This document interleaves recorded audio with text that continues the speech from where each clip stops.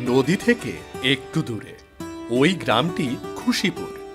গ্রামের নাম খুশিপুর হলেও এই গ্রামের মানুষের মধ্যে কোনো খুশি ছিল না, কারণ এই গ্রামের মানুষ ছিল অন্ধবিশ্বাসী। গ্রামের পাশে নদীর ধারে যে ভাঙা ঘরটা রয়েছে, ওই ঘরে বসবাস করে অভাগী মেয়ে মালা। ছোটবেলাতে মালা তার বাবা মাকে হারায়, আর বড় হয়ে যার সাথে বিয়ে হয় সেও বিয়ের 2-3 মাসের মধ্যেই মারা যায়, যার কারণে গ্রামের মানুষ মালাকে অপয়া বলে গ্রাম থেকে বের করে দেয়।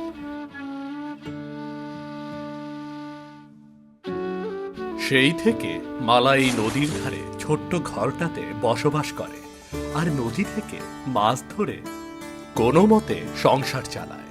কিন্তু মালা অনেক কষ্ট করে মাছ ধরলেও মালার সাথে চলে গ্রামের মানুষদের অমানবিক আচরণ। না, আজ 2 দিন হলো নদী থেকে কোনো মাছ ধরতে পারছি না। এমনিতেই কাল থেকে না খেয়ে আছি, আর আজও যদি মাছ ধরতে না পারি তাহলে তো না খেয়ে থাকতে হবে। আজও যদি কোনো মাছ না পাই তাহলে কাল নদীতে জাল ফেলার মতো শক্তিও থাকবে না। দেখি আর একটু চেষ্টা করে দেখি মাছ ধরতে পারি কিনা।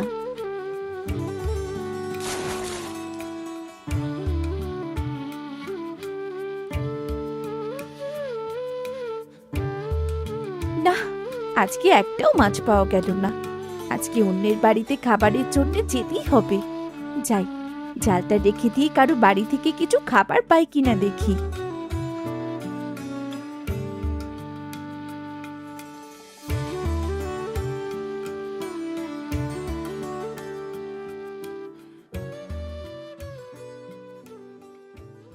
নে বাবা, নে, খা, আর একটু খা।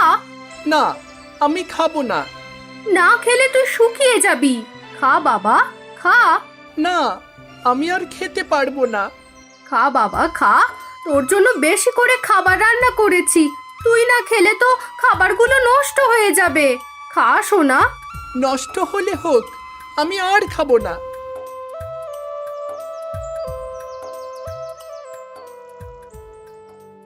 বৌদি, আমাকে কিছু খাবার দেবে? কাল থেকে আমি না খেয়ে আছি। তুই তুই এ বাড়িতে কেন এসেছিস? বের হ, বের হ তাড়াতাড়ি বাড়ি থেকে। হ্যাঁ, এক্ষুনি চলে যাব। আমাকে কিছু খাবার দাও না। খাবার? তোর মতো অপয়াকে খাবার দেব? তুই ভাবলি কি করে? বের হ, বের হ তাড়াতাড়ি এই বাড়ি থেকে। মা, তুমি তো আমার জন্য বেশি করে রান্না করেছো, সেখান থেকে কিছু খাবার ওনাকে দাও না মা, দাও ওনাকে। তুই চুপ কর, ওর মতো অপয়ের মুখ দেখাও পাপ, আর আমি ওকে খাবার দেব? এই যা বলছি, তাড়াতাড়ি এখান থেকে বিদায় হ, তা না হলে ঘাড় ধাক্কা দিয়ে বাড়ি থেকে বের করে দেব। থাক, ঘাড় ধাক্কা দিয়ে বের করে দিতে হবে না। আমি আমি নিজে চলে যাচ্ছি। এই অপয়াকে গ্রাম ছেড়ে করা হয়েছে, তাও লজ্জা হয়নি। কুকুরের মতো ড্যাং ড্যাং করে খাবার চাইতে চলে আসে। হ্যাঁ, যত সব। মা, তুমি তো বলেছিলে আমি না খেলে খাবার নষ্ট হয়ে যাবে, তাহলে খাবার নষ্ট না করে ওনাকে দিয়ে দিলেই তো হতো নাকি? কি করতে হবে আর কি করতে হবে না সেটা তোকে বলতে হবে না। প্রয়োজন হয় খাবার ফেলে দেব, তবু ওই অপয়াকে দেব না। অপয়াটা জন্মের পরে বাবা মাকে খেয়েছে, আবার বিয়ে করে কয়েকদিনের মধ্যে স্বামীটাকেও খেয়েছে। না জানি এবার এই গ্রামের কাকে খেতে এসেছে। তোর আর খেতে হবে না, চল ঘরে চল।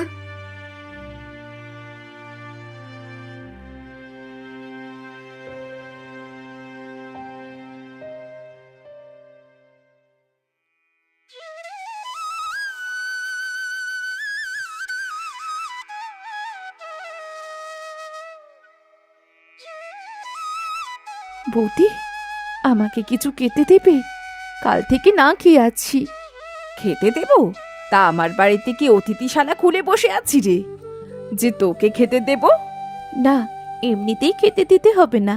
তুমি বলো না তোমার বাড়ির কাজ করে দি, তারপর সামান্য কিছু খেতে দিলেই হবে। আহা, আমরা অত জমিদার নই যে এই সামান্য কাজটুকু করতে পারবো না। নিজেরাই খেতে পাই না, আবার অন্যজনকে কাজ করিয়ে খেতে দেব। আরে যা তো যা, তাড়াতাড়ি আমার চোখের সামনে থেকে চলে যা। গ্রামের অন্য কেউ যদি দেখে ফেলে না আমি তোর সাথে কথা বলছি, তাহলে আমার কপালেও দুঃখ হয়ে যাবে। যা যা এখান থেকে।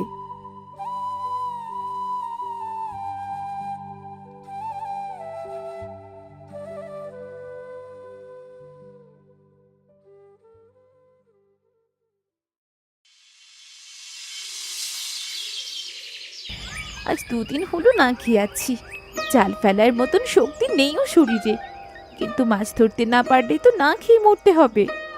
কি কপাল নিয়ে জন্মেছি, সবাই শুধু অপয়া বলে, কেউ সামান্য সাহায্যটুকুও করে না।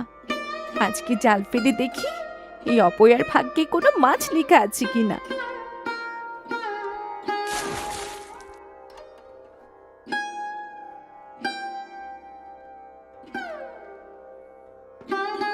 এই তো এই তো, জালে অনেক মাছ ধরা পড়েছে।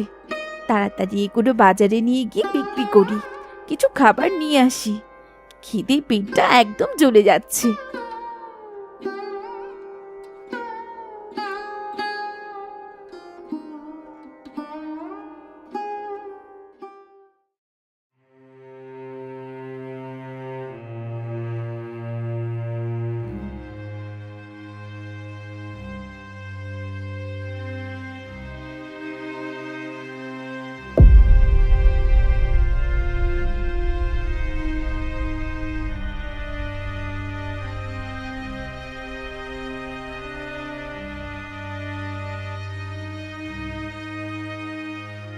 আমার মাছগুলো নিন না, দেখুন একদম তরতাজা। এই তোর মাছ তরতাজা হলে কি হবে? তুই তো অপয়া, তোর মাছ যদি খেয়ে আমার কিছু হয়ে যায়। আপনারা সবাই আমাকে অপয়া বলেন, সবাই আমাকে দেখতে চলে যান। আমি অপয়া হলে কি নদীর মাছগুলো অপয়া? না না না না, নদীর মাছ অপয়া হতে যাবে কেন? তাহলে তাহলে আমার মাছ কিনতে দোষ কোথায়? মাছগুলো নিন না। ঠিক আছে, তা তোর মাছ নিতে কত দাম দিতে হবে? হ্যাঁ, এতগুলো মাছ আপনি 200 টাকা দিন। মাছগুলোর দাম 200 টাকার কম না, তবে আমি 100 টাকার বেশি দিতে পারবো না। কেন? আপনি আমাকে কম দেবেন কেন? এতগুলো মাছ।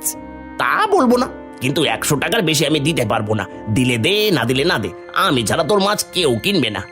ঠিক আছে, আপনি 100 টাকাই দিন।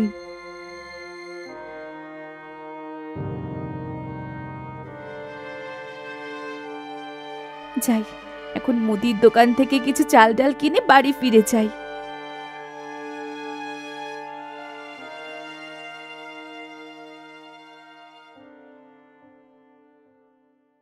দাদা, এই টাকাটা নিন। আমাকে 4 কেজি চাল, আধা কেজি ডাল আর 200 গ্রাম তেল দিন। এই কত টাকা আছে ওখানে? 100 টাকা। 100 টাকা এত কিছু হবে না, যাও তো এখান থেকে। কেন? 4 কেজি চাল 40 টাকা, আধা কেজি ডাল 20 টাকা আর 200 গ্রাম তেল 20 টাকা। সব নিলেও তো 20 টাকা ফেরত পাবো। আবার ফেরত? শোনো, গ্রামের সবাই বলে দিয়েছে তোমার কাছে কোনো কিছু না বেচতে, কিন্তু আমি একটু দয়ালু তাই তোমাকে মালপত্র দেব, কিন্তু সবগুলোর দাম দ্বিগুণ দিতে হবে। একটু কম নাও না গো দাদা, জানোই তো আমি অনেক কষ্ট করে সামান্য কিছু মাছ ধরে টাকা রোজগার করি। না না না না না, কম নেওয়া যাবে না। নিলে নাও, না নিলে চলে যাও। তোমার ওই টাকায় 2 কেজি চাল, 200 গ্রাম ডাল আর 200 গ্রাম তেল পাবে।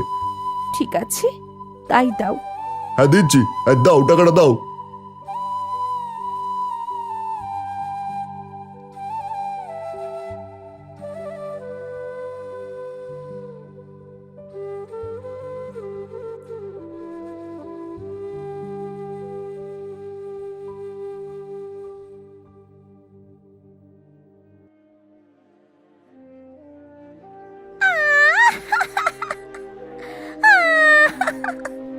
এ কি, কে তুমি?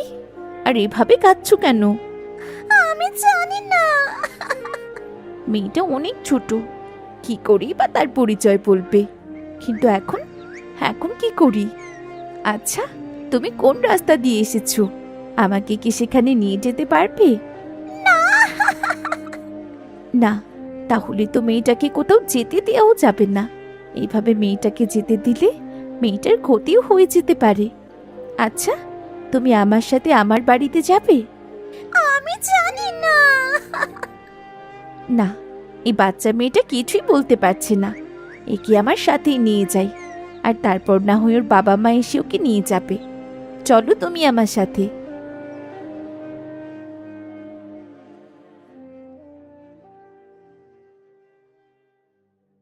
এভাবে কিছুদিন পেরিয়ে যায়, কিন্তু মেয়েটার কোনো খোঁজ মেলে না। তখন মালা মেয়েটাকে নিজের মেয়ের মতো মানুষ করতে থাকে। নিজে না খেয়ে থাকলেও মেয়েটাকে খেতে দেয়।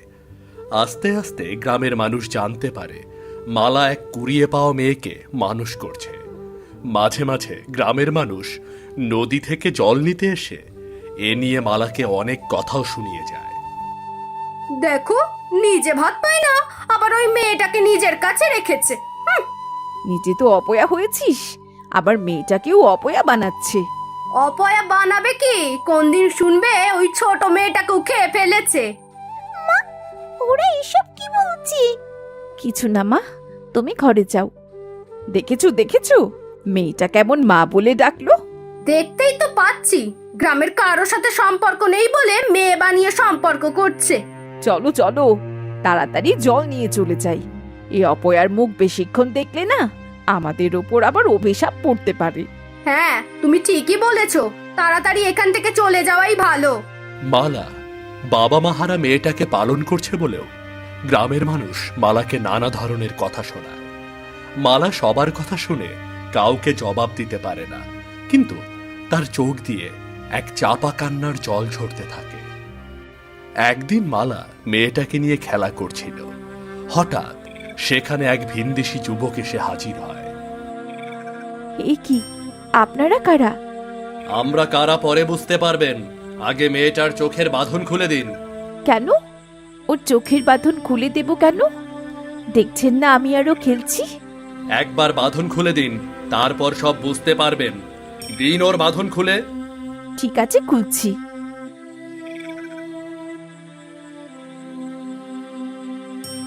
বাবা, তুমি এসেছো? বাবা মানে? বাবা মানে বুঝতে পারলেন না? আমি ওর বাবা, আর আমি এক সওদাগর। ওর মা ওকে ছোট রেখেই আমাদের ছেড়ে একেবারে চলে গেছে। সেই থেকে যেখানেই যেতাম মেয়েটাকে সাথে করে নিয়ে যেতাম। একদিন আপনাদের এই নদীর ধারে আমাদের নৌকা নোঙর করা হয়। তারপরও কখন নৌকা থেকে নেমে গেছে কেউ জানে না। সেই থেকে আমি ওকে খুঁজে চলছি। আজ আপনাদের গ্রামে এসে জানতে পারলাম ও আপনার কাছে আছে, তাই সরাসরি এখানে চলে আসলাম। এসেছেন, ভালোই করেছেন। মেয়েটা আমার কাছে থাকলে আমার মতো অপয়া হয়ে যেত। এ কি বলছেন আপনি? আপনি অপয়া হতে যাবেন কেন? মানুষ কখনো অপয়া হয় না। তা নয় তো কি, জন্মের পরই বাবা মা মরে গেছে। মানুষের বাড়ি চেয়ে চিনতে খেয়ে বড় হয়েছিলাম। এক বেচারা এমন জেনেও ভালোবেসে বিয়ে করেছিল, কিন্তু বিয়ের কয়েক মাস পরে সেও মরে গেল। তাহলে আমি অপয়া নয় তো কি? শুনুন, মানুষের জন্ম মৃত্যু সব ওপরওয়ালার ইচ্ছা, এতে মানুষের কোনো হাত থাকে না। তাই এসব ভেবে নিজেকে দোষী ভাববেন না। নিজেকে দোষী না ভেবেই কি করব? গ্রামের সবাই অবহেলা করে, কেউ আমার মুখ পর্যন্ত দেখতে চায় না। আর যার জন্যেই নদীর তীরে একা একা বসে থাকতে হয়। এমন জীবনের দোষ দেব না তো কি করব? যান, আপনি আপনার মেয়েকে নিয়ে চলে যান। বাবা, মাকে সাথে নিয়ে যাবেন না? আমি মাকে ছাড়া যাব না। হ্যাঁ, আমি তোমার মাকেও নিয়ে যাব। যাবেন আমাদের সাথে আমার মেয়ের মা হয়ে? সেখানে আপনাকে কেউ অপয়া বলবে না। কথা দিচ্ছি, আপনার জীবনের ওপর আর কোনো অভিযোগ থাকতে দেব না আমি। সারা জীবন আমার মেয়ের মা হয়ে থাকবেন আপনি। কিন্তু আমাকে নিয়ে যদি আপনাদের কিছু হয়ে যায়? আমি ওসব কুসংস্কার বিশ্বাস করি না। যার মনে এত ভালোবাসা, এত দয়া, এত ধৈর্য, সে কখনোই অপয়া হতে পারে না। চলো মা, চলো, তুমিও আমাদের সাথে চলো।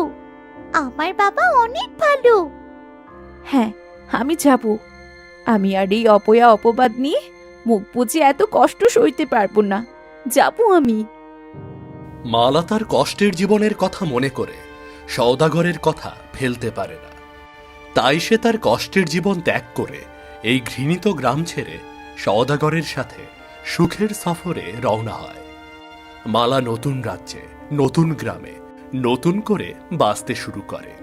মালার অপয়া জীবনের এখানেই সমাপ্তি হয়।